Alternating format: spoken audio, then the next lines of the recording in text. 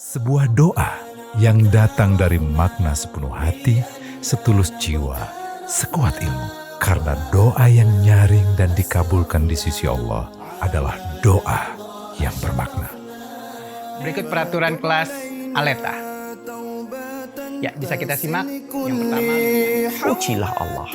Cari mukalah Allah. Dan mencari mukanya Allah itu dengan menyebutkan namanya, sifatnya yang sempurna. Seorang penulis besar di dalam bidang sejarah menceritakan kisah pertemuan 4 pemuda istimewa. Pemuda pertama bernama Abdullah bin. Sejatinya khusyuk itu tidak hanya dibutuhkan pada apa yang kita lakukan pada sholat kita dan sujud kita. Tetapi sesungguhnya khusyuk itu diperlukan pula di dalam setiap untayan doa kita kepada Allah Subhanahu wa Ta'ala. Ikuti Syamila Series Classroom, sensasi menyelami doa 40 Robbana di dalam Al-Quran.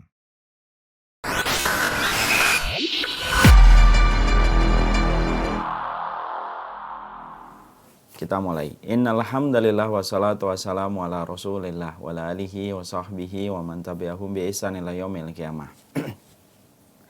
Kepada seluruh keluarga Islam Madinah, Abu Muhammad dan Ummu Muhammad, Pak Dewa dan Bu Yuwanita, yang semoga kita semuanya pula dipanjangkan umurnya di dalam ketaatan dan semoga pula kita dipanjangkan umurnya di dalam ibadah.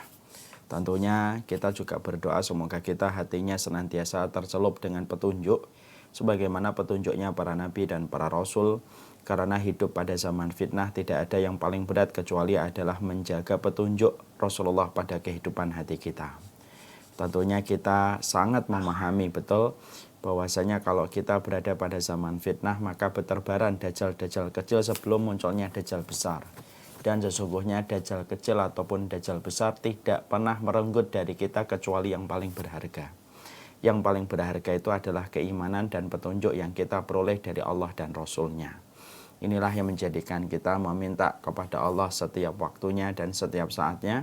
Semoga kita dipanjangkan umurnya dalam taat dan semoga hati kita dicelup sesuai dengan petunjuk yang Allah berikan kepada para nabi dan para rasul. Alhamdulillah, tentunya kita bersyukur begitu besar hanya kepada Allah atas nikmat yang Allah berikan kepada kita sehingga pada kesempatan sore kali ini kita bertemu dan berjumpa kembali dengan keluarga besar Islam Madinah. Dan tentunya kita senang sekali bahwasanya Allah memberikan kepada kita sebuah kenikmatan untuk duduk dan mendengarkan majelis ilmu, karena sesungguhnya nasihatnya Allah dan Rasul-Nya merupakan petunjuk dalam kehidupan. Dunia ini gelap, dunia ini menyesatkan, kata para ulama. Tetapi Allah memberikan petunjuk dan Allah memberikan obatnya melalui apa yang Allah sampaikan di dalam kalamnya, di dalam Al-Quran, dan menyampaikan kebenaran itu melalui lisan Rasulnya di dalam As-Sunnah. Dan inilah yang menjadikan kita senang apabila kita mendapatkan obat dalam kehidupan kita. Dan kita mendapatkan penerang dalam kehidupan kita yang gelap supaya kita tidak terperosok kepada kerusakan yang mengakibatkan kerusakan kita dalam kehidupan di akhirat. Dan tentunya di sisi yang lainnya, duduk di majelis ilmu merupakan salah satu nikmat yang sangat kita syukuri, karena kita terhindar dari salah satu penyakit yang sangat berbahaya dalam penyakit keimanan, yaitu adalah penyakit i'rad. Penyakit i'rad itu adalah orang-orang yang mereka mengaku dirinya muslim, tetapi mereka tidak pernah punya hasrat dan mereka tidak pernah punya semangat untuk mempelajari kebenaran yang datang dari Allah dan Rasul-Nya. Setiap harinya mereka melihat Islam hanya sholat dan ditutup dengan haji, tetapi mereka tidak pernah tergerak untuk mempelajari ilmu akhiratnya. Dan inilah salah satu di antara ciri-ciri orang yang nanti dibangkitkan oleh Allah dalam kondisi buta, ketika mereka tidak pernah memperhatikan bagaimana keterkaitan hidup mereka dengan ilmu yang Allah turunkan. Dan inilah yang menjadikan kita, Masya Allah, bersyukur kepada Allah Subhanahu wa Ta'ala ketika kita menjadi seorang muslim, dibolak-balikan hati kita supaya hati kita terus membuka kepada setiap nasihat dan setiap ilmu yang disampaikan oleh Allah dan Rasul-Nya.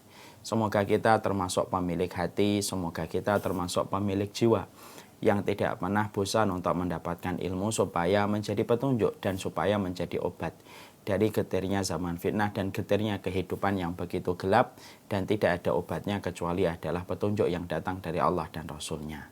Kepada Allah kita terus meminta tambahan ilmu supaya ilmu yang kita dapatkan tidak menjadikan kita sombong. Kita terus meminta tambahan ilmu, supaya setiap ilmu yang kita peroleh justru semakin menjadikan hati kita bertambah kasih sayang kepada orang yang beriman, dan bukan begitu mudah untuk mengeluarkan seseorang dari jalan kebenaran yang telah ditetapkan oleh Allah dan Rasul-Nya. Kepada Allah kita bersyukur, dan kepadanya kita menggantungkan urusan kehidupan kita, dan semoga Allah tidak pernah meninggalkan kita walaupun sekejap mata. Amin insya Allah. Seluruh keluarga besar Islam Madinah yang semoga Allah rahmati. Kalau kita perhatikan perkataan-perkataan orang-orang solih terdahulu dari kalangan salafus solih, kalau kita boleh untuk membuat sederhana dari semua tulisan mereka ketika mereka melihat dunia dan mereka melihat akhirat, ada bahasa yang saya tulis ketika saya mencoba untuk menyelami perkataan para ulama ketika mereka memandang dunia dan mereka memandang urusan akhiratnya. Makanya kemudian di antara pandangan kehidupan para solihin dan para solihat pada kehidupan para ulama terdahulu, maka mereka memiliki sebuah pandangan dan narasi dalam kehidupan mereka, yaitu adalah mereka itu menyederhanakan dunia mereka, tetapi mereka melangitkan urusan akhirat mereka. Kita mulai dari sini. Jadi ternyata inilah yang menjadikan para salafus soleh itu menjadi kaum yang dicintai oleh Allah. Karena mereka tahu betul bagaimana berinteraksi dengan dunia yang mereka pijak, dan mereka tahu berinteraksi dengan akhirat yang mereka akan tuju. Makanya mereka memiliki sebuah konsep. Mereka kalau melihat urusan keterkaitan mereka dengan dunia, maka mereka berinteraksi dengan sederhana. Karena mereka menyederhanakan urusan-urusan dunia mereka, yang sejatinya mereka tahu bahwasanya urusan itu pasti mereka akan tinggalkan ketika mereka tersapa dengan ajal.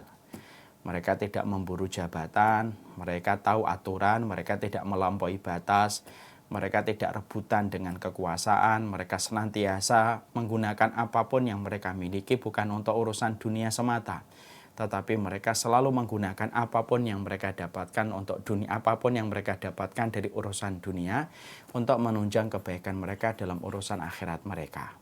Karena mereka menyederhanakan dunia, tetapi mereka melangitkan urusan akhirat mereka. Inilah kehidupan para salaf. Makanya kemudian apapun yang mereka ucapkan, apapun yang mereka miliki, apapun yang mereka katakan, apapun yang mereka perbuat, dan seluruh tindakan dan gerak-gerik yang mereka lakukan itu selalu bertujuan yang jelas. Bagaimana mereka mengagungkan urusan akhirat mereka, karena mereka tahu pada kehidupan di akhirat itulah kehidupan yang sejatinya. Kehidupan yang tidak ada penderitaan, kehidupan yang tidak ada garis finishnya, dan kehidupan yang tidak ada sebuah kesedihan. Dalam perkara dunia semacam inilah mereka itu berlomba-lomba dan mereka mengagungkan. Dan inilah perkara yang Masya Allah luar biasa dari kehidupan para salafus salih dari kalangan solihin dan kalangan solihat mereka. Mereka tahu bagaimana berinteraksi dengan dunia yang sejatinya mereka pasti tinggalkan, dan mereka tahu bagaimana berinteraksi dengan akhirat yang sejatinya mereka akan datangi, tetapi disitulah kehidupan yang sejatinya kehidupan itu akan dimulai. Masya Allah ya. Nah itulah yang menjadikan kita akhirnya paham kan, kehidupan para salaful ummah itu kehidupan yang luar biasa. Seluruh kehidupan mereka itu menjadi sesuatu yang mempesona. Dari kisah mereka, kenyataan yang mereka lewati, ujian yang mereka pernah lalui, menjadi pelajaran kepada orang yang beriman ribuan tahun walaupun mereka setelah meninggal dunia. Karena kehidupan mereka itu sederhana pada urusan dunia, tetapi besar dalam urusan akhirat mereka. Beda dengan kita hari ini. Urusan kita hari ini tuh justru sebaliknya. Kita melangitkan dunia tetapi menyederhanakan akhirat kita. Urusan dunia kita langitkan sampai akhirnya kita kalau perlu memotong syaraf, bagaimana kita tidak memiliki rasa malu, rebutan, perkara sesuatu, membela perkara-perkara yang sejatinya tidak akan pernah menjadi pembela kita dalam kehidupan di akhirat. Ada yang membela sekulerisme, ada yang membela pluralisme, dan membela isme-isme yang lainnya yang sejatinya tidak akan pernah membela mereka di akhirat. Karena saking gandrungnya mereka mengagungkan urusan dunia. Tapi mereka letakkan urusan akhirat itu sekedarnya seakan-akan hidup di akhirat hanyalah 2 kali malam atau 2 kali purnama. Dan inilah yang menjadikan kita khawatir. Kita ini kalau tidak berusaha untuk mempelajari tentang akhirat kita, mempelajari tentang kematian kita, Jangan gaya kehidupan kita selalu besar pada urusan dunia tetapi selalu kecil dalam urusan akhirat kita. Dan ini harus kita lawan. Karena ini merupakan fitnah khasnya zaman ini. Fitnah khasnya zaman fitnah itu gede dalam urusan dunia tetapi kecil dalam urusan akhirat. Makanya inilah yang menjadikan kita faham. Kita pingin kita memiliki cara pandang hidup, kita memiliki narasi kehidupan itu yang betul-betul sebagaimana para ulama yang telah mendapatkan legitimasi keridhaan dari Rabb yang menguasai alam semesta. Yaitu dimulai dari kita menyederhanakan urusan dunia kita, melangitkan urusan akhirat kita. Salah satunya adalah mempelajari tentang apa yang harus kita fahami. Bagaimana kehidupan kita ketika kita meninggal dunia, terminal yang akan kita lewati ketika kita akan menjadi traveler pada kehidupan kita setelah kematian kita. Dan kita akan melewati berbagai macam perihal yang akan kita jumpai. Dan dengan mempelajari kematian, dengan mempelajari tentang sakaratul maut, mempelajari tentang hari akhir, mempelajari tentang hari mahsyar, dan mempelajari seluruh perkara yang berkaitan tentang kehidupan kelak kita nanti, maka ini merupakan upaya yang bisa kita lakukan supaya sedikit demi sedikit kita mulai menyederhanakan dunia kita dan mulai melangitkan urusan akhirat kita. Sekali lagi, urusan dunia itu tidak usah dibesar-besarkan. Kita boleh optimis tetapi tidak boleh ambisius. Kita harus bekerja keras tetapi tidak boleh melampaui batas. Tetapi sesuatu yang luar biasa itu adalah ketika kemudian kita senantiasa memperbesar urusan akhirat kita, melangitkan urusan akhirat kita. Siapapun yang melangitkan urusan akhiratnya, melangitkan urusan akhirat itu, menganggap urusan akhirat itu besar, maka pada perkara itulah dia akan mendapatkan sebuah perkara yang baik, perkara yang indah dalam kehidupan masa depannya di dalam kampung akhiratnya. Nah, inilah yang menjadikan kita, kenapa kita harus mempelajari kitab At-Tadhkirah, karena kitab ini merupakan kitab yang membantu bagaimana hati kita, membantu jiwa kita supaya kita mulai memperhatikan urusan akhirat dengan sebuah kacamata yang kita agungkan, sebuah perkara yang besar. Karena sekali lagi, kita adalah orang yang ingin sekali bergabung pada kaum yang mengimani di balik kematian itu ada kehidupan yang sangat panjang. Dan inilah perkara yang sejatinya pasti kita temukan dalam kehidupan kita. Pandemi dengan berbagai macam ujian yang ditimbulkan, maka pandemi ini juga memberikan kepada kita pelajaran yang besar. Bahwasanya satu persatu orang yang kita kenal akhirnya kembali kepada Allah dan mereka menghadapi sesuatu yang besar, yaitu urusan akhirat mereka. Nah, inilah yang menjadikan kita mempelajari kitab At-Tadhkirah. Sekarang mari kita buka halaman 311. Kita akan mulai membahas tentang kehidupan 311. Kemarin kita telah mempelajari tentang bagaimana sifat neraka dan sifat surga itu diperlihatkan kepada penduduk-penduduk kubur. Mereka diperlihatkan neraka pagi dan sore. Sebagaimana surga itu diperlihatkan kedudukannya kepada mereka yang mendapatkan kenikmatan kubur. Karena kita paham fitnahnya kubur itu ada dua. Ada yang mendapatkan kenikmatan, ada pula yang mendapatkan azab kubur. Dan ini telah kita jelaskan dan telah kita sampaikan cukup panjang dalam pertemuan kita sebelumnya. Sekarang kita menuju kepada pembahasan halaman 311. Halaman 311 kita akan mengetahui kedudukan roh yang paling tinggi setelah kedudukan rohnya para nabi dan para rasul adalah rohnya para syuhada. Sebuah doa. Ya, ini merupakan kedudukan yang paling besar. Karena ini merupakan kedudukan yang paling tinggi di antara roh-roh yang mereka telah berada pada alam barzahnya, bahwasanya tidak ada kedudukan yang paling dekat dengan rohnya para nabi dan para rasul kecuali rohnya para syuhada dan orang yang beriman. Maka Imam Qurtubi menempatkan pembahasannya pada pembahasan secara khusus. Supaya kemudian kita mengetahui dan supaya kita mulai tergerak untuk mengerti tentang puncak amalan Islam. Dan puncak amalan Islam itu adalah ketika kita berjihad di jalan Allah Subhanahu wa Ta'ala dan mendapatkan mati syahid. Ketika niat yang kita lakukan di dalam peperangan, niatnya bukan untuk mendapatkan pujian supaya disebut pemberani. Tapi niatnya adalah bagaimana menegakkan agama Allah supaya berkembang dan supaya semerbak wanginya menyerbak kepada seluruh penduduk manusia. Maka kemudian disinilah kita akhirnya paham bahwasanya ternyata ruh yang paling dekat derajatnya dengan ruhnya para nabi dan para rasul adalah ruhnya orang-orang yang mati syahid. Bahkan ruhnya orang yang mati syahid itu secara keimanan mereka lebih utama daripada ruhnya orang-orang yang solih. Dan itulah yang kita dapatkan ketika Allah menyampaikan di dalam surat An-Nisa. Wa may yuti'illaha wa rasula fa ulaika ma'al ladzina an'amallahu 'alaihim minan nabiyyin was-siddiqin wasyuhada wassalihin wa hasuna ulaika rafiqa. Allah berfirman tentang orang-orang yang mereka diberikan kenikmatan. Allah menyampaikan barang siapa orang yang taat kepada Allah dan Rasul-Nya akan dikumpulkan bersama dengan para nabi dan para rasul. Ini yang paling tinggi. Kemudian siddiqin, orang-orang yang cinta kebenaran. Sebagian para ahli tafsir mengatakan ini adalah para sahabat. Roh mereka itu menempati kedudukan yang tinggi, mendekati rohnya para nabi dan para rasul. Kemudian rohnya para syuhada, orang-orang yang mereka itu adalah mati syahid. Maka kemudian mereka akan dikumpulkan di sini. Mereka akan dikumpulkan dengan rohnya para syuhada. Lalu kemudian solihin dan orang-orang solih, dan Allah menyampaikan wa hasuna ulaika rafiqa, dan itulah teman yang terbaik dalam kehidupan kelak di akhirat.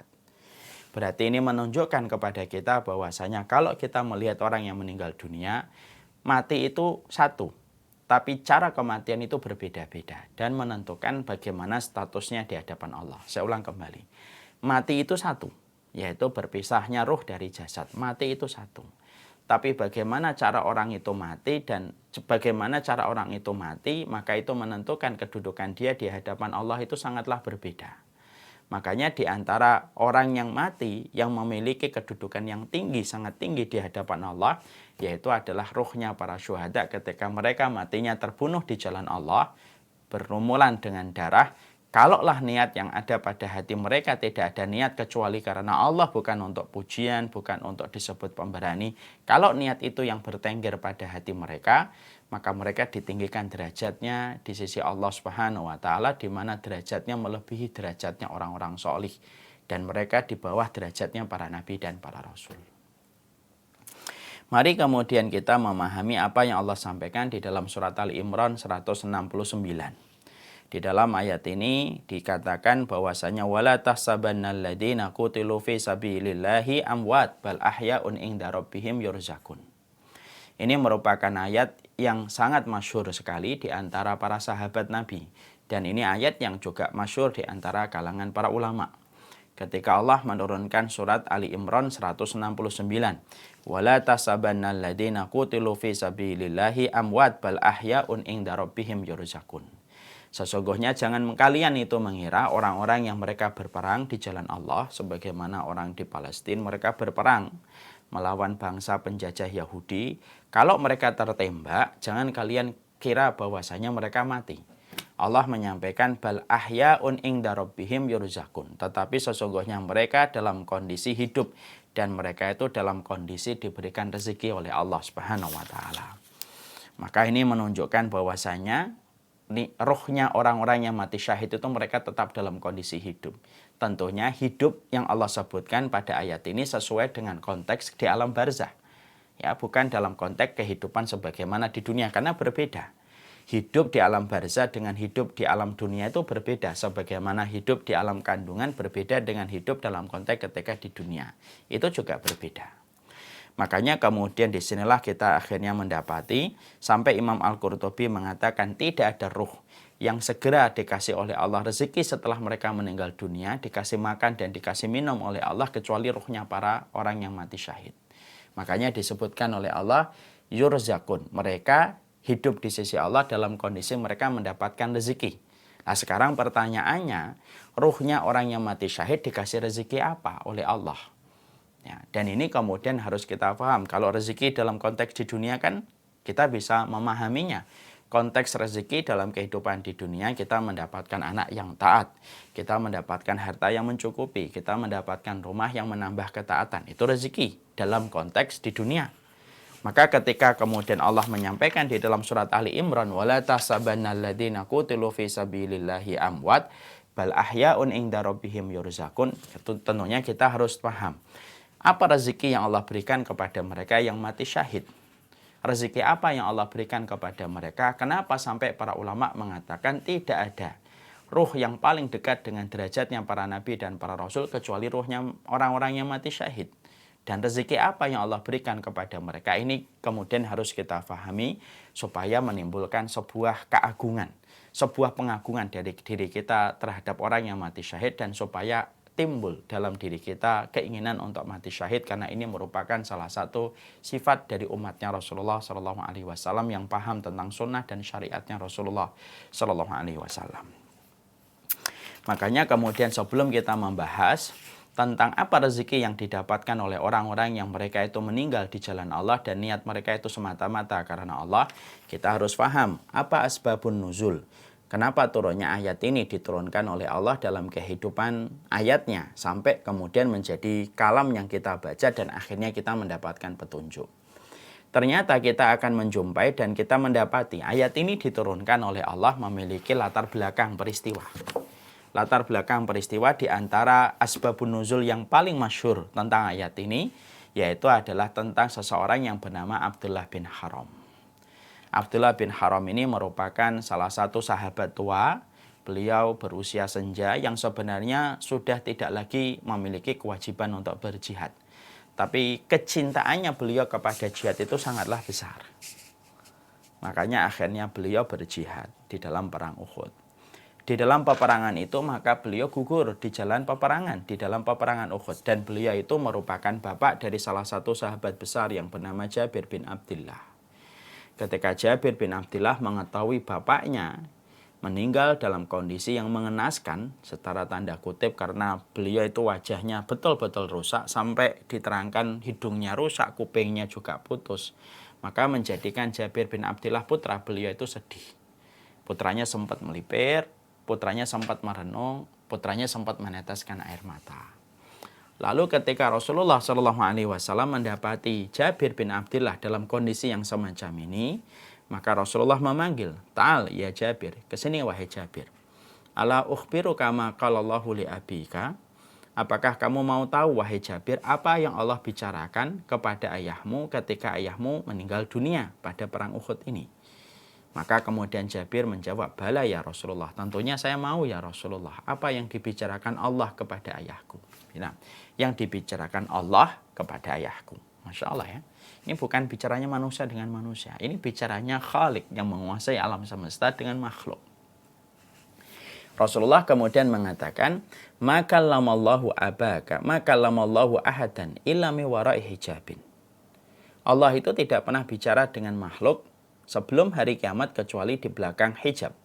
Wa kallama abaka kifahan, tetapi Allah ketika bicara menyambut ayahmu yang meninggal dalam peperangan hari ini, maka Allah itu bicaranya kifahan. Semua penghalang itu dihilangkan dan Allah bicaranya wajah dengan wajah. Wajahnya Allah langsung bertemu dengan bapakmu Abdullah bin Haram. Lalu Allah bertanya kepada bapakmu, "Tamanna alayya utika." Yaitu, "Wahai hambaku, mintalah kepadaku apa yang kamu inginkan." Padahal mereka sudah mendapatkan surga. Karena Allah mengulang-ulang terus, maka akhirnya Abdullah bin Haram itu ayahmu berkata, "Ya Allah, tetapkanlah aku supaya dikembalikan lagi kepada hidupku. Supaya aku merasakan sensasi mati, syahid di jalanmu yang tidak aku rasakan kecuali kenikmatan. Sebagaimana digigit semut. Hidupkan aku sekali lagi ya Allah." Maka kemudian Allah menetapkan sesungguhnya innahu sabaqa fil hukmi, ya, sesungguhnya telah ditetapkan dalam hukumku innahum la yurja'un. Orang yang telah meninggal dunia aku tetapkan tidak aku kembalikan pada yang hidup, itulah ketetapan hukumku. Maka pada saat itu ayahmu langsung berkata, "Fa'ablik man warai." Kalau memang begitu ketetapan hukummu ya Allah, maka beritakanlah apa yang engkau berikan kepada kami ketika kami mendapatkan kenikmatan ini di alam barzah ini. Kenikmatan ini tolong disampaikan kepada anak keturunan kami ya Allah. Sampaikan kepada teman-teman kami terhadap apa yang engkau berikan kepada kami supaya mereka bisa menyusul kami dengan apa yang kami dapatkan sebagaimana hadiah yang telah engkau berikan kepada kami. Maka Allah kemudian mengabulkan permintaan dari Abdullah bin Haram. Allah turunkan tadi, "Wala tasabanna alladziina qutilu fi sabilillahi amwat bal ahya'un inda rabbihim yurzaqun." Makanya Allah tadi menyampaikan, akhirnya Allah turunkan. Jadi ayat surat Ali Imran 169, Fadil, maka sesungguhnya ayat ini yaitu adalah berbicara kepada, ini merupakan sebuah jawaban Allah kepada permintaannya Abdullah bin Haram supaya apa yang dirasakan oleh Abdullah bin Haram dan orang-orang yang mati syahid dalam perang Uhud dan orang-orang yang mati syahid dalam peperangan Abdullah bin Haram itu supaya diberitakan apa yang dirasakan oleh mereka di sisi Allah, supaya diberitakan kepada mereka yang hidup, supaya yang hidup ini memiliki keinginan kuat untuk mereka, keinginan kuat untuk menyusul mereka dan mendapatkan rezeki di sisi Allah.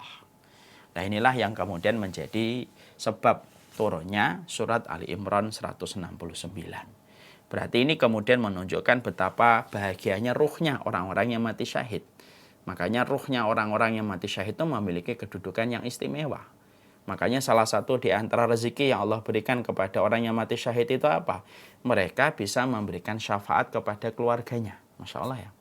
Mendapatkan syafaat itu kan Masya Allah menyenangkan betul. Dan itu merupakan sebuah kenikmatan. Karena syafaat itu ada dua. Ada syafaat umum, ada syafaat khusus. Syafaat khusus itu miliknya Rasulullah. Syafaat khusus itu syafaat yang Rasulullah berikan kepada Abu Thalib supaya Abu Thalib diringankan adabnya di neraka. Syafaat Rasulullah itu syafaat yang diberikan kepada penduduk neraka sampai akhirnya mereka keluar dari neraka. Syafaatnya Rasulullah diberikan kepada mereka yang belum berada di surga supaya mereka dimasukkan ke surga. Itu syafaatnya Rasulullah. Ada syafaat umum. Syafaat umum itu dari sujud, anak yang solih, teman yang solih, kemudian dari Quran, dari puasa, dari surat Al-Mulk. Itu merupakan syafaat-syafaat secara umum. Dan di antara syafaat umum itu apa? Kalau ada di antara keluarga yang mati syahid di sisi Allah ketika dia berperang di jalan Allah, lalu mereka mendapatkan mati syahid, maka orang yang mati syahid kalau niatnya benar, di tempat yang benar, maka sesungguhnya mereka bisa memberikan syafaat kepada keluarga. Dan mendapatkan syafaat itu enak. Dan itu kenikmatan dan keberuntungan. Kenapa? Syafaat itu menggenapkan apa yang kurang dari bekal kita pada perjalanan kita di akhirat. Makanya syafaat itu merupakan didul witri. Syafaat itu secara bahasa itu lawan dari ganjil, yaitu genap. Artinya menggenapkan sesuatu yang kurang. Makanya kemudian itulah salah satu di antara hal yang luar biasa yang didapatkan sama orang yang mati syahid. Karena Allah membayar setiap keringatnya, darahnya yang menetes, membasahi bumi, Allah bayar cash dan kontan. Salah satunya mereka diberikan kesempatan untuk memberikan syafaat kepada keluarganya.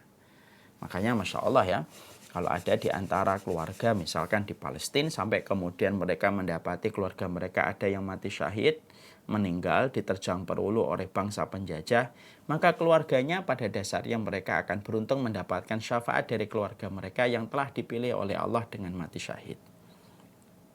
Dan itu sebuah kenikmatan yang sangat besar. Setelah kita mengetahui itu, baru kemudian kita mengetahui apa rezeki yang Allah berikan kepada mereka. Allah memberikan kepada mereka itu rezekinya apa. Maka kemudian kita mendapati perkataan yang disampaikan oleh Abdullah bin Mas'ud diriwayatkan dari Imam Muslim. Mari kita baca di dalam tafsirnya. Imam Muslim kemudian meriwayatkan dalam kitab sahihnya telah menceritakan kepada kami, yaitu dari Muhammad bin Abdullah. Ya. Kemudian menceritakan kami dari Muawiyah, telah menceritakan kami dari A'mas, dari Masruq. Sesungguhnya kami pernah menanyakan kepada Abdullah. Abdullah ini Abdullah bin Mas'ud, karena Abdullah bin Mas'ud merupakan ulama di antara para sahabat. Fuqahanya orang Madinah itu salah satunya Abdullah bin Mas'ud. Maka kemudian ditanyakan kepada Abdullah bin Mas'ud tentang surat Ali Imran 169, yaitu wala tahsabanna alladziina qutilu fi sabilillahi amwat bal ahya'un 'inda rabbihim yurzaqun. Maka apa jawaban dari Abdullah? Maka Abdullah itu kemudian menjawab bahwasanya sesungguhnya kami pernah menanyakan ini kepada Rasulullah SAW. Maka Rasulullah SAW kemudian menjawab, arwahnya para syuhada, mereka di dalam perutnya burung-burung yang hijau. Ya, di dalam perut burung-burung yang hijau.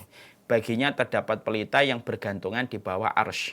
Yaitu mereka punya sebuah tempat-tempat di bawah arsy-nya Allah. Mereka bergantungan di bawah arsy-nya Allah. Ia terbang di bagian surga dengan bebas menurut kehendaknya. Kemudian mereka hinggap pada pelita tersebut. Maka Allah menjenguk mereka sesekali kunjungan. Lalu kemudian Allah berfirman, apa yang kalian inginkan? Apakah kalian menginginkan sesuatu? Maka mereka menjawab, apa yang kami inginkan lagi? Bukankah kami terbang bebas di dalam surga ini menurut kehendak kami ya Allah? Allah melakukan hal itu sebanyak 3 kali. Allah nanya terus, apa lagi yang kalian inginkan? Karena Allah memuliakan mereka. Jadi Allah nanya, jadi mereka itu sudah ditaruh di dalam burung. Sekarang kita harus paham. Imam Qurtubi berkata, ada beberapa ulama yang menolak bahwasanya keyakinan ruhnya para syuhada itu di dalam burung-burung hijau. Karena apa? Kalau ditaruh di dalam tembolok burung-burung, berarti mereka tersekat dan mereka tidak bebas. Imam Qurtubi mengatakan yang dimaksudkan di dalam burung itu mereka bukan di dalamnya, tetapi di atasnya. Jadi mereka bisa terbang kemanapun yang kemudian mereka mau dalam kehidupan mereka di surga. Ini yang dijawab sama Imam Qurtubi untuk menjelaskan tentang keutamaan orang yang mati syahid. Maka kemudian Abdullah bin Mas'ud ketika menanyakan tentang surat Ali Imran 169 kepada Rasulullah, Rasulullah kemudian menjawab. Jadi setelah ruhnya para syuhada ini Allah muliakan mereka, Allah tempatkan mereka di bawah arsy-arsy-Nya Allah Subhanahu wa taala, mereka bebas masuk ke dalam surga. Nah, yang masuk ini baru ruhnya, belum jasadnya, karena yang kita bicarakan ruh. Jadi ini tidak menafikan bahwasanya belum ada orang yang masuk surga, belum ada. Karena orang yang pertama kali masuk surga itu adalah Rasulullah, ruh dengan jasad. Yang kita bicarakan pada surat Ali Imran 169 ini, kata Imam Qurtubi, beliau menjawab sesungguhnya yang disampaikan oleh beliau ini adalah ruhnya. Kita bicara tentang ruh orang-orang yang mereka mati syahid. Mereka di atas kepala burung itu, mereka berkeliaran kemanapun yang mereka mau dalam kehidupan di surga dan mendapatkan rezeki. Jadi artinya rezeki yang Allah berikan kepada orang yang mati syahid itu adalah mereka mendapatkan rezeki. Yaitu dengan mereka itu masuk ke dalam surga dan menikmati apapun yang ada di dalam surga itu. Masya Allah itu. Maka kemudian Allah mengunjungi mereka. Allah mengunjungi mereka. Dan ketika Allah mengunjungi mereka, Allah tanya, apalagi yang kalian inginkan? Diulang-ulang oleh Allah sampai 3 kali. Setelah mereka merasakan bahwasanya mereka tidak dibiarkan oleh Allah kecuali harus minta, mereka berkata, wahai Rabb kami, izinkanlah kami menginginkan agar engkau mengembalikan arwah kami ke jasad kami, sehingga kami terbunuh lagi membela di jalanmu. Ini jawaban. Berarti mereka tidak bersama dengan ruhnya. Mereka tidak bersama dengan jasadnya, mereka ruh doang. Jadi mereka ditaruh di atas burung-burung untuk menikmati apa yang ada di surga itu baru ruhnya. Ini baru ruhnya. Makanya mereka mengatakan, kalau engkau menginginkan kami meminta, ya Allah, walaupun kami sudah mendapatkan seindah ini kenikmatan yang engkau rezekikan kepada kami, ya kalau memang engkau meminta kami untuk meminta, maka kami minta supaya kami dikembalikan lagi kepada jasad kami. Berarti jasadnya belum kumpul, ini baru ruhnya. Kembalikanlah kami kepada jasad kami supaya kami hidup kembali, terbunuh lagi di jalanmu. Maka kemudian setelah Allah melihat mereka tidak memiliki keperluan lagi, maka kemudian mereka menjawab, sesungguhnya inilah yang kemudian diminta oleh mereka. Maka apakah yang kami inginkan? Bukankah kami dengan bebas di surga sebanyak 3 kali? Maka kemudian setelah Allah melihat mereka tidak memiliki keperluan lagi, maka barulah mereka ditinggalkan. Nah, inilah yang menjadikan kita akhirnya memahami, inilah kedudukan ruhnya orang-orang yang mati syahid. Jadi mereka itu memiliki kedudukan yang besar di sisi Allah. Dan mereka memiliki kedudukan yang tinggi, mendekati kedudukannya para nabi dan para rasul. Dan mereka mendapatkan keutamaan yang besar. Makanya kemudian seorang mukmin itu harus betul-betul bercita-cita untuk mati syahid di jalan Allah. Makanya kalaupun kita kemudian memang dalam kondisi keimanan, maka kita meminta kepada Allah supaya kita diberikan mati syahid di tempat yang benar, bukan dengan sesuatu yang salah. Tapi kita meminta supaya kita diberikan mati syahid karena keutamaan yang besar yang Allah muliakan ketika Allah memuliakan rohnya orang yang mati syahid. Makanya ada satu hadis yang Masya Allah menjadi renungan bagi kita. Rasulullah mengatakan, man talaba syahadah bisidikin balaghahullahu manazila syuhada wa in mata ala firashihi. Makanya orang yang senantiasa meminta supaya dia itu diberikan oleh Allah mati syahid, Allah akan memberikan kepadanya mati syahid. Walaupun dia meninggalnya di atas tempat tidur. Loh, kok bisa meninggal di atas tempat tidur tapi mendapatkan keutamaan sebagaimana orang yang mati syahid? Iya, karena sesungguhnya orang yang mati syahid, Karena sesungguhnya permintaan yang dia panjatkan terus kepada Allah, itulah yang menjadikan akhirnya Allah memberikan kepadanya derajat mati syahid walaupun meninggalnya di atas tempat tidur. Karena kejujuran dia untuk terus meminta kepada Allah supaya dia diberikan mati syahid. Sekali lagi, Bapak dan Ibu harus paham. Niat yang benar itu menghantarkan maksud yang diinginkan dan yang dituju. Sekali lagi saya ulang kembali. Niat yang benar itu menghantarkan kepada maksud yang dituju. Makanya Rasulullah itu mengatakan, walaupun kalian itu hidup pada satu hal ketika tidak perang, tapi kalau kalian betul-betul meminta kepada Allah mati syahid, Allah akan tetap memberikan kepadamu mati syahid walaupun matimu di atas tempat tidur. Kenapa? Karena niat yang benar itu menghantarkan maksud. Niat yang benar itu menyampaikan kita kepada maksud yang kita inginkan. Makanya di antara permintaan yang tidak boleh kemudian kita skip dan tidak boleh kita lewati, kita minta supaya kita mendapatkan mati syahid. Ya, kalau ada yang tanya, mati syahid dengan husnul khatimah apa bedanya, Ustadz? Husnul khatimah itu kematian yang baik.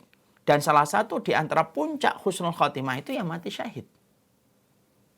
Nah, itu yang kemudian menjadi sebuah pembelajaran yang ingin kita dapatkan dari apa yang kemudian menjadi penjelasan dari apa yang dijelaskan oleh Imam Qurtubi. Jadi Imam Qurtubi menyampaikan ruhnya syuhada pada pembahasan ini. Tujuan dari apa yang didapatkan, tujuan dari pembahasan ini adalah supaya setiap orang itu dia ngerti bahwasanya puncak amalan Islam itu terletak pada urusan jihadnya. Dan orang yang berjihad itu akan mendapatkan kedudukan yang besar dan kedudukan yang tinggi di sisi Allah Subhanahu wa taala. Ya. Dan tidak ada derajat yang paling mendekatkan kita dengan derajat yang para nabi dan derajat yang para rasul kecuali adalah orang-orang yang mereka terbunuh di jalan Allah dan niat mereka itu karena Allah. Nah, kalau kita minta sama Allah, walaupun kemudian kita berada pada satu keimanan yang mungkin jauh di bawah mereka, tapi kita minta sama Allah supaya kemudian kita selalu diberikan oleh Allah matinya mati syahid. Karena apa? Ada orang yang meninggal di atas tempat tidurnya, tetapi mereka mendapatkan keutamaan mati syahid. Kenapa? Hatinya rindu untuk mati syahid di jalan Allah. Ya, makanya kemudian itu yang kita dapatkan dari para sahabat. Para sahabat itu pengen mati syahid, termasuk Umar bin Khattab. Pernah kita lewati kan bagaimana permintaan Umar bin Khattab, Allahumma rzuqni syahadatan fi sabilika. Ya Allah, berikanlah kami rezeki mati syahid dan tinggalnya di kota nabimu. Di situ Umar bin Khattab menggandengkan antara mati syahid dan mati di kota nabinya, rasulnya, yaitu adalah kota Madinah. Dan Allah ngasih itu. Makanya kemudian ada orang yang betul-betul mereka mati syahid, yaitu di dalam peperangan. Ada orang yang mendapatkan keutamaan mati syahid walaupun dia tidak meninggal di peperangan. Siapa? Orang yang terus meminta supaya diberikan mati syahid. Kayak kemudian Khalid bin Walid. Khalid bin Walid itu beliau adalah komandan besar. Beliau bergelar dengan Saifullah al-Maslul. Beliau ini bergelar dengan pedang Allah yang terhunus. Maka kemudian pedang Allah yang terhunus ini, tetapi ketika meninggal, beliau meninggalnya itu dalam kondisi, beliau ini meninggalnya bukan dalam kondisi peperangan, tetapi meninggalnya dalam kondisi beliau sakit di atas tempat tidurnya. Makanya beliau sempat nangis gitu. Karena apa? Ya Allah, saya ini berperang sepanjang sisa hidupku, tetapi justru aku meninggalnya bukan di medan peperangan. Ada salah satu perkataan seorang sahabat, kalau tidak salah Bilal. Ketika sahabat Khalid bin Walid itu, beliau pengen sekali meninggalnya gugur di jalan Allah, tapi justru di atas tempat tidur. Maka Bilal ini memberikan sebuah kabar untuk meringankan kesedihannya Khalid bin Walid. Allah itu tidak membiarkan engkau, wahai Khalid, meninggal di peperangan, karena Allah tidak ingin pedangnya Allah itu patah oleh musuh-musuhnya Allah. Karena Khalid bin Walid itu adalah Saifullah al-Maslul, pedangnya Allah yang terhunus. Maka itulah hikmah kenapa Khalid bin Walid seluruh tubuhnya menjadi saksi bagaimana tebasan senjata tajam dari para musuh-musuhnya Allah, tapi meninggalnya di atas tempat tidur. Dan kita tahu meninggalnya Khalid itu mendapatkan keutamaan mati syahid walaupun di atas tempat tidur karena kecintaan beliau kepada mati syahid. Nah, itulah yang menjadikan kita akhirnya memahami tentang perkara ini. Makanya kemudian sampai akhirnya kita mendapati satu hadis Rasulullah yang sangat indah. Rasulullah itu pernah menyampaikan tidak ada ruh yang pengen balik ke dunia kecuali ruhnya orang yang mati syahid karena nikmat yang dia dapatkan. Mari kita baca hadis yang ada di samping ini. Rasulullah Shallallahu Alaihi Wasallam kemudian mengatakan, "Ma min nafsin tamutu laha indallahi khair yasuruha an tarji'a ila dunya illa syahid fa innahu yasuruhu ayyarji'a ila dunya fayuqtal maratan ukhra lima yara min fadli syahadah." Rasulullah SAW sampai kemudian menyampaikan di dalam satu riwayat yang sahih, tidak seorang pun yang meninggal dunia sedangkan di sisi Allah dia sudah mendapatkan kebaikan yang menggembirakan kecuali dia pengen kembali ke dunia. Tidak ada yang pengen kembali ke dunia kecuali orang yang mati syahid. Jadi Rasulullah mengatakan tidak ada ruh yang sudah meninggal dunia lalu mendapatkan kebaikan di sisi Allah untuk balik ke dunia. Karena tahu dunia itu tempatnya kesedihan, tempatnya kekecewaan, tempatnya penyesalan, tempatnya kotor, dan tempat segala yang buruk itu ada di dunia. Makanya kalau ruh itu sudah meninggal lalu mendapatkan kebaikan di sisi Allah, mereka tidak ada yang pengen balik ke dunia. Tidak ada yang mau. Kecuali kata Rasulullah, illa syahid, kecuali orang yang mati syahid. Maka orang yang mati syahid itu fa'innahu yasurhu ayyarji'a ila dunya, kecuali orang yang mati syahid.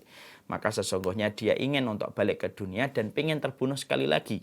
Karena dia tahu bagaimana keutamaan yang mati syahid itu, dia tidak merasakan sakaratul maut, dia tidak merasakan sakit yang berat, sebagaimana dia hanya merasakan digigit semut, dan itulah sensasi yang dia rasakan sampai meminta untuk dikembalikan kembali untuk merasakan sensasi itu.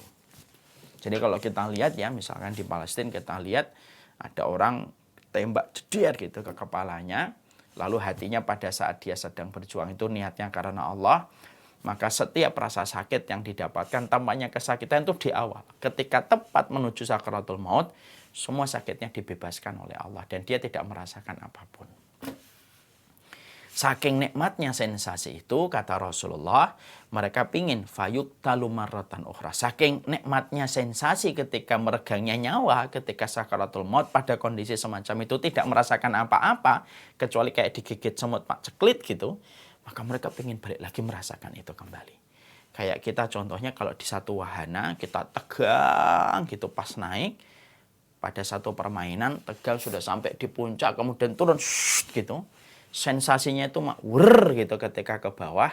Saking rasa sensasinya itu nikmatnya makwur itu, akhirnya kita pengen ngulang kembali wahana itu. Itu kurang lebihnya semacam itu. Dan itu menunjukkan kepada kita bahwasanya itulah keutamaan orang yang mati syahid. Setelah kita memahami ini, tentunya juga kita harus paham. Memang betul ruhnya para syuhada itu dekat dengan ruhnya para nabi dan para rasul. Tapi juga kita harus paham, Imam Qurtubi menyampaikan, ruhnya para syuhada itu berbeda-beda. Tidak semuanya satu tingkatan. Sebagaimana ruhnya mereka ketika dalam kehidupan di surga itu juga bertingkat-tingkat. Ruhnya apa nanti para syuhada di surga itu beda-beda. Karena sesungguhnya tingkatan surga bagi para syuhada nanti di surga itu ada 100 tingkatan. Sama ruh mereka ketika di alam barzah itu juga berbeda-beda. Karena kemudian ada ruhnya yang betul-betul dimuliakan oleh Allah, ada yang kemudian nikmatnya lebih bawah. Salah satunya orang-orang yang mati syahid tetapi dia masih terikat dengan beberapa catatan-catatan yang berkaitan tentang kewajiban mereka kepada manusia. Salah satunya hutang. Makanya kemudian mereka akan dibedakan dengan ruhnya orang yang mati syahid yang tidak memiliki hutang. Itu dibedakan oleh Allah. Walaupun kemudian orang-orang yang mati syahid ketika mereka itu meninggal dunia, tetap bahwasanya orang yang mati syahid itu mendapatkan keutamaan. Tapi kalau dia punya hutang, kedudukannya di alam barzah itu beda dengan ruhnya orang yang mati syahid yang tidak punya hutang. Makanya kemudian mereka itu dikatakan bahwasanya mereka itu sesungguhnya di dalam satu riwayat itu disebutkan mereka itu kemudian akan ditaruh di satu tempat yang tidak sama dengan ruhnya para syuhada yang tidak punya utang. Tapi mereka tetap mendapatkan rezeki dari sisi Allah. Ya, tetapi kemudian mereka mendapatkan itu. Makanya kemudian disinilah kita akhirnya paham perkataan Rasulullah SAW ketika beliau itu menyampaikan di dalam satu hadis yang sahih dalam riwayat Muslim, al-qatlu fi sabilillahi yukaffar kullu syai'in ila dain. Makanya sampai kemudian kita mendapati perkataan Rasulullah, orang yang mati berperang di jalan Allah itu semua dosanya dihapus oleh Allah, kecuali utang yang tidak dihapus. Kecuali utang yang tidak dihapus oleh Allah. Maka ini kemudian menunjukkan kepada kita tentang, Masya Allah ya, besarnya urusan yang berkaitan tentang hak manusia. Salah satunya hak yang berkaitan manusia itu apa? Selain kehormatan itu masalah harta mereka. Jadi kita harus paham ya, ada dua dosa yang berkaitan tentang hak manusia. yaitu berkaitan tentang kehormatannya dan berkaitan tentang hutangnya, hartanya. Hati-hati itu dalam dua perkara itu. Makanya kalau kemudian ada orang yang mati syahid, dia dihapuskan. Semenjak dia menetes darahnya ketika dia berperang lalu menetes darahnya, maka semenjak itu terhapus semua dosa-dosanya. Kecuali yang tidak bisa terhapus itu apa? Utang. Kenapa? Karena utang itu kembalinya kepada orang yang memberikan kepadanya hutang. Karena Allah itu merupakan Rabb yang sangat menjaga bagaimana kewajiban muslim kepada muslim. Haknya dalam masalah harta dan haknya di dalam masalah kehormatan itu dijaga oleh Allah. Makanya mati syahid tidak bisa menghilangkan beban hutang. Masya Allah ya. Makanya hati-hati terhadap dua perkara kalau sudah berkaitan tentang saudara kita. Kehormatan mereka dan harta mereka. Ngaji hujat orang, monggo aja. Tapi ente akan berhadapan dengan apa yang ente hujat. Ya, sama dengan hutang. Makanya orang-orang yang mereka itu mati syahid, lalu kemudian mereka punya hutang, tetap dikasih rezeki. Apakah mereka itu akan kesakitan, Ustadz? Antara langit dan bumi sebagaimana hadis umum yang pernah disampaikan oleh Rasulullah kan. Rasulullah mengatakan, nafsul mu'min mu'allaqatun bidainihi baina sama'i wal ardi hatta yuqda dainuhu. Sesungguhnya ruhnya orang itu akan tergantung antara langit dan bumi kalau dia punya utang selama hutangnya belum dibayarkan. Maka kemudian mereka tidak akan tergantung semacam ini antara langit dan bumi, kesakitan. Ini bagi mereka yang tidak mati syahid. Bagi yang mati syahid tetap dikasih rezeki, cuma derajatnya di bawah dengan derajat orang yang mati syahid yang tidak punya utang. Tapi mereka tidak kesakitan sebagaimana orang yang tidak berjihad.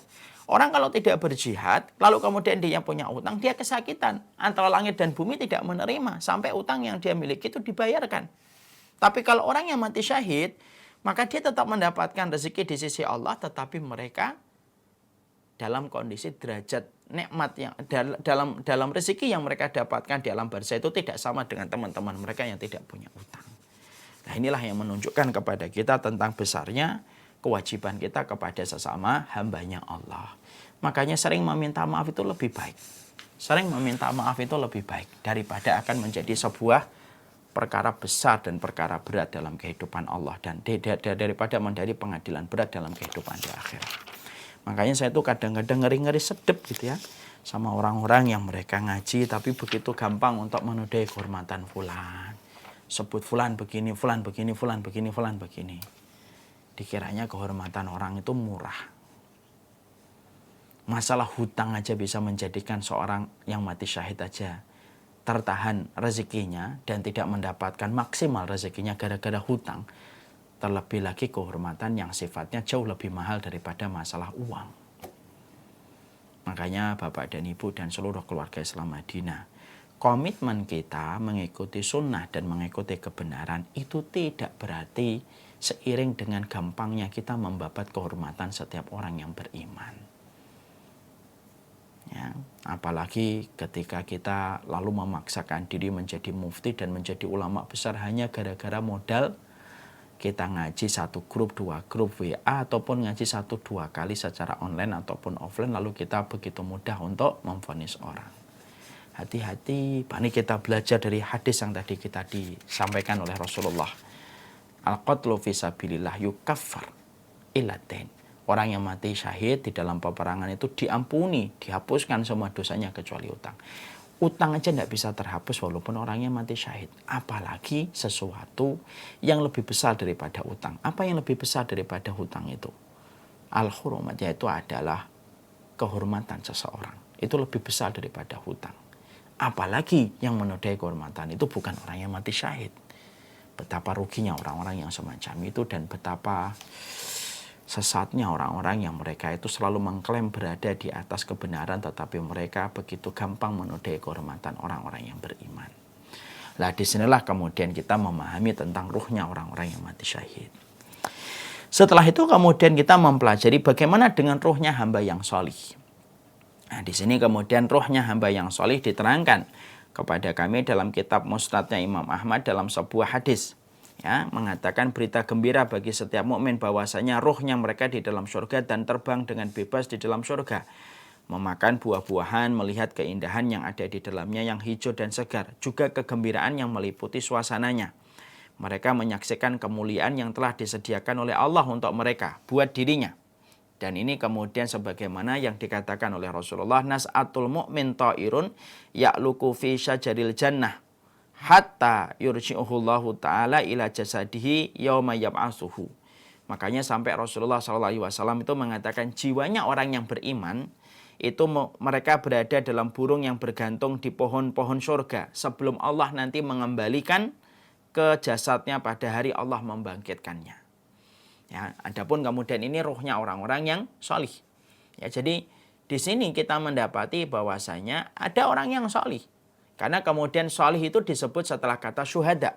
Wa ma yuti'illaha wa rasulahu fa ulaika ma'alladzina an'amallahu 'alaihim minan nabiyyin wasiddiqin wasyuhada wasolihin. Nah, setelah kita bicara syuhada, kemudian ayat yang kemudian pada urutan ini Allah menyampaikan wasolihin, orang yang solih. Ada orang-orang solih itu juga sama. Orang solih itu kedudukan mereka itu beda. Ada orang yang solih itu begitu besar kedudukannya dan begitu tinggi kedudukannya di sisi Allah. Ada orang yang solih yang mereka itu ditempatkan kenikmatannya itu di dalam alam barzah, di dalam kuburnya. Dilapangkan sejarak 70 hasta. Tapi ada rohnya orang-orang yang beriman itu diberikan oleh Allah kenikmatan aksesnya itu menuju kepada puncak-puncak, menuju kepada surga. Dan itu dikatakan oleh Rasulullah, nasmatul mu'min ta'irun ya'luku fi syajaril jannah. Fi syajaril jannah. Maka jiwanya orang mukmin itu kemudian jiwanya orang mukmin itu berada pada satu burung yang bergelantung di pohon-pohon surga sebelum nanti Allah mengembalikan ke jasadnya pada waktu hari dia dibangkitkan. Jadi ada orang-orang mukmin yang roh mereka itu kemudian ditaruh oleh Allah yaitu di burung-burung yang bergelantung di pohon-pohon surga. Kalau tadi ruhnya orang yang mati syahid, mereka itu di bawah arsy-Nya Allah. Kalau orang mukmin karena mereka lebih rendah derajatnya daripada orang yang mati syahid, mereka itu di pohon-pohon surga, mereka bergelantung di burung-burung yang bergelantung di pohon-pohon surga. Mereka menyaksikan apa yang Allah kemudian akan berikan kepada mereka. Mereka bergelantung di tempat itu. Lalu kemudian mereka akan berada di tempat itu menikmati apa yang Allah sajikan di surga itu dengan rohnya, belum dengan jasadnya. Sampai nanti ketika mereka dalam kondisi ketika hari kiamat dikembalikan lagi ke jasadnya, mereka akan melewati hari mahsyar dalam kondisi tenang karena mereka sudah tahu nanti akhir dalam perjalanannya. Ketika mereka dihisab juga dalam kondisi fasaufa yuhasabu hisaban yasira. Mereka ketika hisab-hisabnya ringan, tidak ditanya oleh Allah macam-macam, bahkan dosanya akan dilihatkan kemudian dihapuskan oleh Allah, hanya berdoa dengan dia dan dosa itu tidak diperlihatkan kepada orang lain. Dan ketika melewati sirat akan dimudahkan oleh Allah karena dia sudah diberikan oleh Allah pengumuman bahwasanya nanti dia akan berada di tempat itu. Dan itu merupakan sebuah kegembiraan yang besar. Itu jiwanya, itu ruhnya orang-orang yang beriman. Itu ruhnya orang yang beriman. Tapi tidak setiap orang yang beriman ruhnya memiliki kedudukan yang semacam ini. Karena apa? Itu disesuaikan dengan tingkat amal soleh mereka dan tingkat keimanan mereka. Ada nggak ruhnya orang yang beriman, Ustadz? Mereka tidak berada pada burung di pohon-pohon surga, tetapi mereka ada di bawah, mereka ada di dalam kehidupan kuburnya, dilapangkan kuburannya sejauh 70 hasta, mereka melihat surga, ada. Itu tergantung bagaimana amal soleh yang mereka lakukan pada kehidupan. Makanya Masya Allah.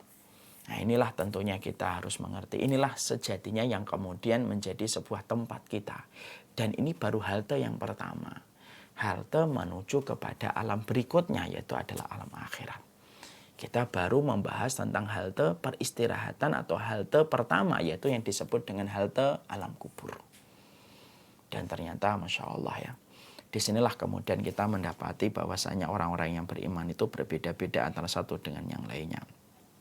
Ya, makanya Masya Allah berbicara tentang masalah ruhnya syuhada dan ruhnya orang solih, ada sebuah riwayat yang dikutip oleh Imam Ibnu Katsir di dalam hadis yang panjang.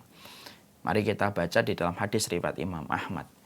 Qala Rasulullah sallallahu alaihi wasallam, ya, asqalani ahadul arusaini yab'atsullahu minha yaumal qiyamah sab'ina alfan la hisaba alaihim. Wa yab'atsu minha khamsina alfa syuhada wufudan ilallah.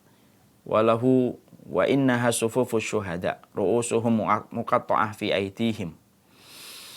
Ya, di dalam hadisnya yang panjang ini saya bacakan aja artinya. Di dalam satu riwayat Imam Ahmad diceritakan kepada kami bahwasanya Rasulullah SAW itu bersabda, ada dua golongan yang nanti akan berhadapan dengan Allah Subhanahu wa taala. Ada dua golongan manusia yang nanti menjadi pusat perhatian.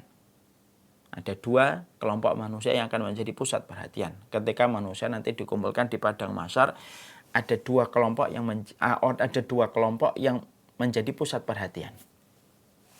Ya. Maka kemudian Allah membangkitkan salah satu dari mereka. Kelompok yang pertama yang akan menjadi pusat perhatian adalah orang yang nanti sebanyak 70.000 orang yang nanti memasuki surga tanpa hisab. Siapa mereka? La yastarkun wala yaktawun wala yatatayyarun wa ala rabbihim yatawakkalun. Ya, jadi ada satu kelompok yang akan menjadi pusat perhatian manusia ketika di padang mahsyar. Yang pertama, kelompok yang mereka akan memasuki surga tanpa hisab. Sifat mereka apa? Satu, mereka tidak pernah meminta diruqyah. Tidak pernah meminta diruqyah. Bukan berarti ruqyah itu dosa, meminta diruqyah boleh. Cuma kalau sudah minta diruqyah berarti sudah gugur kesempatan untuk masuk pada 70.000 orang yang masuk surga tanpa hisab. Kemudian yang kedua, wala yaktawun. Mereka tidak pernah berobat dengan menggunakan metode api. Yang ketiga, wala tatayyarun. Tidak pernah mereka itu menganggap sial terhadap apa yang mereka jumpai. Wala rabbihim yatawakkalun. Dan mereka itu bertawakal kepada Allah. Ini akan menjadi pusat perhatian yang pertama. Orang lihatin, Masya Allah, senang sekali ya masuk surga tanpa hisab. Ini akan menjadi pusat perhatian. Ini kata Rasulullah SAW. Maka kemudian Allah membangkitkan, darinya Allah membangkitkan sebanyak 50.000 orang syuhada. Kemudian kelompok yang kedua Allah membangkitkan 50.000 orang syuhada. Dan mereka adalah delegasi wufudun ilallah. Mereka itu delegasi-delegasi yang menghadap kepada Allah Subhanahu wa ta'ala. Ini mereka menghadap kepada Allah Subhanahu wa ta'ala. Ada 50.000 orang. Dan kelompok yang kedua 50.000 orang yang mereka itu mati syahid. Dan mereka itu akan menjadi delegasi yang menghadap kepada Allah. Di antara 50.000 orang yang mereka itu mati syahid dan menjadi pusat perhatian manusia ketika di padang mahsyar, maka terdapat barisan para syuhada yang kepala mereka, yaitu kepala mereka muqatta'ah min baina ajsadihim, yaitu kepala mereka terpotong dari jasad mereka. Di antara 50.000 orang ada satu barisan, bahwasanya saking luar biasanya mereka ketika berperang itu sampai kepala mereka terputus. Dan mereka membawa kepala mereka yang terputus itu dengan tangan mereka. Masya Allah. Dan itu menjadi pusat perhatian orang nanti di padang mahsyar, kata Rasulullah. Lalu kepala mereka berada di tangan masing-masing. Sedangkan wajah mereka itu berlumuran dengan darah. Lalu kemudian mereka berkata, ya Rabb kami, berilah kami atas apa yang telah Engkau janjikan kepada kami dengan perantara Rasul-Rasulmu. Rabbana wa atina ma wa'adtana ala rasulika wa la tukhzina yaumal qiyamah. Ya Allah, kasih kami terhadap janji yang telah Engkau sampaikan melalui lisan-lisan Rasulmu. Maka kemudian janganlah Engkau hinakan kami pada hari kiamat ini. Surat Ali Imran 194. Maka kemudian Allah menjawab apa yang disampaikan oleh kepala-kepala yang berdarah ini ketika mereka meminta supaya diberikan apa yang dijanjikan oleh Allah dengan kemuliaan yang Allah berikan kepada mereka. Lalu kemudian Allah berfirman, hambaku ini telah benar. Hambaku ini benar. Maka akhirnya Allah menyuruh para malaikat, mandikanlah mereka di dalam sungai putih. Akhirnya mereka keluar dari sungai itu dalam kondisi bersih lagi putih. Lalu mereka berjalan di dalam surga menurut apa yang mereka mau. Ini menunjukkan kepada kita, Masya Allah, inilah yang kemudian kita pahami untuk menyempurnakan pembahasan kita terhadap apa yang disampaikan oleh Imam Al-Qurtubi. Jadi dalam halaman ini akhirnya kemudian kita mengetahui betapa Imam Qurtubi itu menyampaikan tentang ruh yang berada pada puncak kenikmatan setelah ruhnya para nabi dan para rasul. Ruhnya syuhada dan ruhnya orang-orang yang beriman yang mendapatkan puncak dari amal soleh yang mereka lakukan sepanjang hidupnya. Sekali lagi, ruhnya para syuhada bertingkat-tingkat. Karena ada ruhnya para syuhada yang tidak berada di dalam burung. Tetapi mereka itu di pinggir sungai, mendapatkan rezeki. Tetapi kenikmatan yang mereka dapatkan tidak sebesar teman-teman mereka yang tidak memiliki catatan hutang. Sebagaimana orang mukmin. Orang mukmin juga bermacam-macam. Ada orang mukmin yang mereka itu ruhnya di dalam kubur, dilapangkan kuburnya sejarak 70 hasta, mereka melihat surga.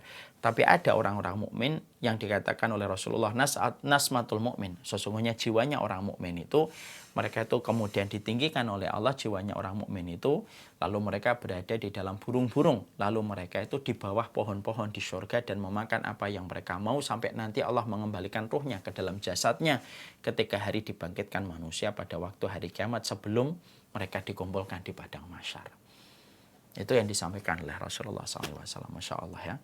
Luar biasa, semoga kita termasuk orang-orang yang diberikan oleh Allah mati syahid dan diberikan kesolihan atau setidaknya kesolihan dalam kehidupan kita supaya kemudian ditinggikan derajat kita menuju kepada ruhnya para syuhada, mendekati ruhnya para nabi dan para rasul.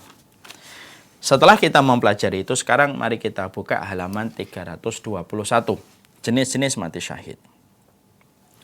Jenis-jenis mati syahid ini saya ringkaskan saja. Jadi mati syahid itu ada 3.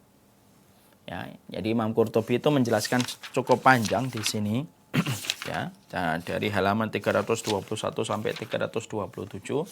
Kita sederhanakan aja penjelasan beliau. Jadi sesungguhnya mati syahid itu terbagi menjadi 3. Ada yang pertama syahid di dunia, syahid di akhirat. Itu yang tadi kita sampaikan. Orang yang dia berperang, tidak ada niat yang dia miliki di dalam peperangan kecuali satu, menegakkan kalimat Allah.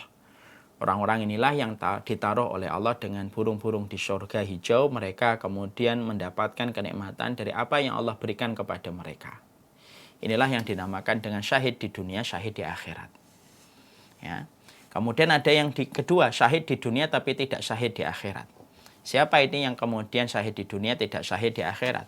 Orang yang berperang di jalan Allah tetapi niatnya bukan karena Allah. Niatnya karena dendam, niatnya karena ingin dipuji, niatnya karena ingin dapat sanjungan. Justru mereka inilah yang akan pertama kali masuk neraka. Makanya kemudian dalam hadis riwayat Muslim dari Abu Hurairah, Rasulullah bersabda, "Inna awalan nasi yuqda yaumal qiyamati salasatun." Orang yang akan diputuskan masuk neraka pertama kali nanti pada hari kiamat itu ada 3 orang. Ada 3 orang. Yang pertama, yaitu adalah orang yang meninggal dunia di dalam peperangan dan sepanjang hidupnya dia berperang karena Allah. Dalam sepanjang hidupnya dia berperang. Tetapi ketika dia dibangkitkan, Allah tanya sama dia, "Apa yang telah kamu lakukan dulu di dunia?" "Saya berperang karenamu ya Allah." "Untuk siapa?" "Untukmu." Allah kemudian berkata, "Kadzabta, bohong kamu, dusta. Sesungguhnya kamu berperang itu bukan untuk meninggikan kalimatku, tetapi supaya kamu disebut sebagai pemberani dan kamu telah mendapatkan." Lalu dia dilemparkan ke neraka. Pertama kali yang mencicipi api neraka adalah si orang yang berperang di jalan Allah tetapi niatnya bukan karena Allah. Walaupun mereka tidak kekal di dalam neraka, nanti tetap ada waktu mereka dikeluarkan dari neraka itu. Karena niat yang salah itu bukan menjadikan pelakunya itu kekal di dalam neraka. Tapi mereka lah yang pertama kali merasakan api neraka. Masya Allah ya. Jadi ini menjadi sebuah renungan yang menggetarkan ya. Bahwasanya yang paling susah itu adalah menjaga niat. Ya. Makanya nanti kalau kita dihisab, hisab itu ada 2. Ada hisab itu ada arat, ada munaqasyah. Kalau arat itu ditampakkan kebaikannya dan keburukannya.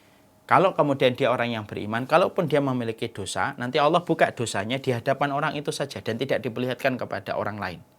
Lalu catatan dosanya itu dihapuskan oleh Allah dan tidak ada yang tahu kecuali dirinya. Saking Allah menyembunyikan dan tidak menghinakan dia nanti pada waktu di pengadilan Allah. Ini yang disebut dengan arat, dimudahkan. Ada yang namanya munaqasyah, hisab itu ada yang kedua, ada yang namanya munaqasyah. Munaqasyah itu apa? Yaitu adalah orang yang dihisab kemudian didebat, diteliti dengan betul-betul. Bahkan kemudian ditanya dan diselidiki dengan luar biasa. Inilah orang-orang yang sejatinya nanti diadab. Man husiba udziba. Siapapun yang dihisabnya dengan panjang, teliti dan sampai didebat oleh Allah, maka inilah orang yang diadab oleh Allah.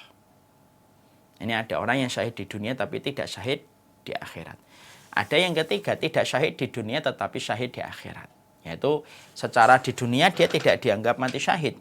Artinya ketika meninggal dunia tetap dimandikan, dikafani, disolati, tetapi nanti di akhiratnya dia mendapatkan keutamaan sebagaimana orang yang mati syahid. Ini ada 3. Sekarang kemudian kita fahami. Kalau syahid di dunia dan akhirat sudah paham. Syahid di dunia, tidak syahid di akhirat sudah paham orang yang salah niat. Sekarang kita bahas siapa orang yang berkategori tidak syahid di dunia tetapi dia syahid di akhirat.